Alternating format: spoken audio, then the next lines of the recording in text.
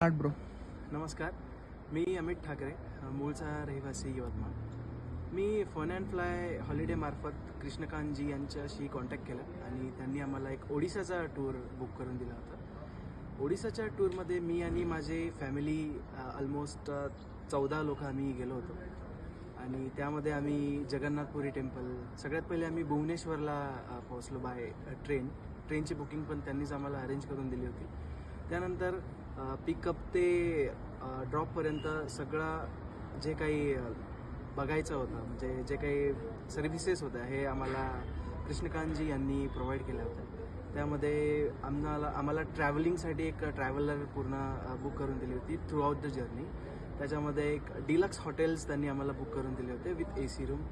त्यांच्यामध्ये त्यांनी आम्हाला खूप सारी साईट सीइंग प्रोव्हाइड केली होती. भुवनेश्वर, पुरी, जगन्नाथपुरीचं एक जे महत्त्वाचं टेम्पल आम्हाला बघायचं होतं ते त्यांनी खूप छान पद्धतीने ऑर्गनाईज आम्हाला करून दिलं होतं. त्याच्यामध्ये नंतर आम्ही चिल्लिका सरोवर, त्याच्यानंतर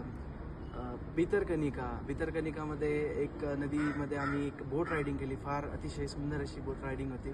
त्याच्यामध्ये आजूबाजूला सगळे आम्ही क्रॉकोडाईल्स बघितले. त्याच्यामध्ये आम्ही लास्ट डेला आम्हाला जे रिसॉर्ट होतं त्या रिसॉर्टमध्ये आम्ही खूप साऱ्या ॲक्टिव्हिटीज परफॉर्म केल्या. त्या ॲक्टिव्हिटीजमध्ये आम्ही व्हॉलीबॉल वगैरे खेळलो.